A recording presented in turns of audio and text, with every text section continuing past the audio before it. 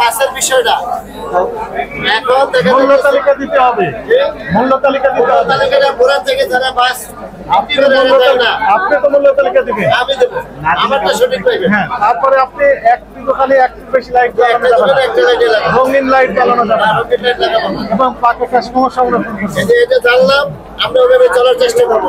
ছোট কয়েকটি প্রশ্ন ছিল, সেটা হলো যেমন মনে করেন আমাদের চাল ডাল এগুলো আপনারা সবসময় লোকাল খুচরা বাজারে এসে নিয়ন্ত্রণ করার চেষ্টা করেন, ঠিক আছে, কিন্তু এরা এই খুচরা বাজারের এরা তো কোনো মানে দ্রব্যমূল্য নিয়ন্ত্রণের মধ্যে থাকে না।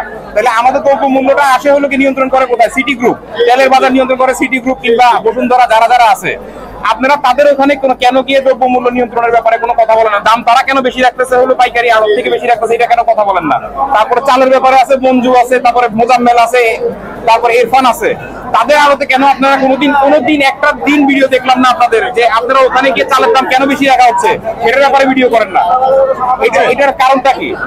আপনি যথাযথ কোশ্চেনটা করেছেন, আপনাকে ধন্যবাদ। আমাদের উত্তরটা এইরকম যে ভোজ্য তেল, চিনি এই দুইটা পণ্যের ক্ষেত্রে সরকার মূল্য নির্ধারণ করে দিয়েছে।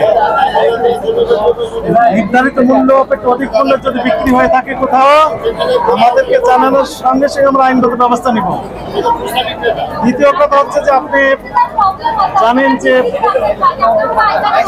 উৎপাদনকারী প্রতিষ্ঠানের ঠিকানা যদি ঢাকা জেলার ভিতরে হয়ে থাকে তাহলে আমি দেখতে পাবো আমার জুরিসডিকশন ঢাকা জেলার ভিতরে।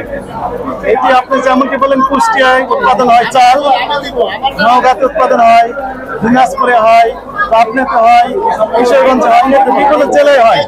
সেখানে আমাদের সহকর্মীরা আছে, তারাও ওখানে দেখভাল করছেন, মনিটরিং করা হচ্ছে, হয়তো সেটি ভিডিওতে আসছে না।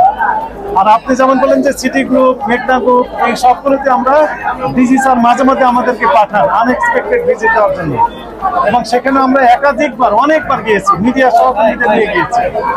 তবে ভোজ্য তেল এবং চিনি এই দুইটি পণ্যের মূল্য নির্ধারণ করে দিয়েছে সরকার, এর চেয়ে বেশি বিক্রি হচ্ছে না। যদি হয়ে থাকে আমাদেরকে জানান, আমরা আইনগত ব্যবস্থা নিব। এই চালের বিশেষ করে চালে যে আমাদের চালের ক্ষেত্রে যে বললাম, তারপরে আলু আমাদের দাম বাড়তেছে। আমাকে বলতে দেন, আপনি বললেন যে খুচরা বাজারে আমরা কেন যাই, আসলে তারা কি দামে কিনেছে এবং কি দামে বিক্রি করছে, এর ভিতরে কত টাকা লাভ করছে, এই জন্য তাদের কার্যক্রম আমরা ক্লোজলি মনিটরিং করছি, যেন তারাও অনৈতিক সুবিধা না দিতে পারে। আমাদের খুচরা, পাইকারি এবং যেখানে উৎপাদন হচ্ছে তিন স্তরেই মূলত আমাদের কার্যক্রম রয়েছে। যেমন আমাদের এখন স্যার গরিব খাচ্ছে আলু, এখন আপনি আমাদের কিন্তু আলুর দাম বাংলাদেশে কমাইতে পারতেছেন না। শুনেন, আলু আমরা দেখলাম খুচরা পাইকারি বাজারে দেখলাম কারণ বাজারে 45 টাকা, 46 টাকা এবং 48 টাকা কেজি বিক্রি হচ্ছে। এই 45 টাকা টনের আলু খুচরা পর্যায়ে যে বিক্রি হচ্ছে 60 টাকা, তাহলে কয় টাকা লাভ করছে কেজিতে? 15 টাকা। এইটা আপনাদের সামনে বলতেছে স্যার, এটা আপনাদের সামনে বলতেছে, কিন্তু আপনি এখান থেকে সরে যাওয়ার পর আপনি একটু ইন্ডিভিজুয়াল প্রাইভেটে যান, দেখবেন এখানে কিন্তু ওই দাম 300 টাকার উপরে বিক্রি করতে, 300 টাকা আমাদের টাকা পাইকারি বিক্রি করে। আপনাদের অ্যাসোসিয়েশন আছে, ওই সেক্রেটারি আপনার এটা না, এটা কিন্তু আমাদের আজকে দেন, আমরা বহুত চেষ্টা করি হবে। তদারকি করতে আসছে, আপনারা উত্তর দিবেন সুন্দর করে, তাদের সাথে কথা বলছি।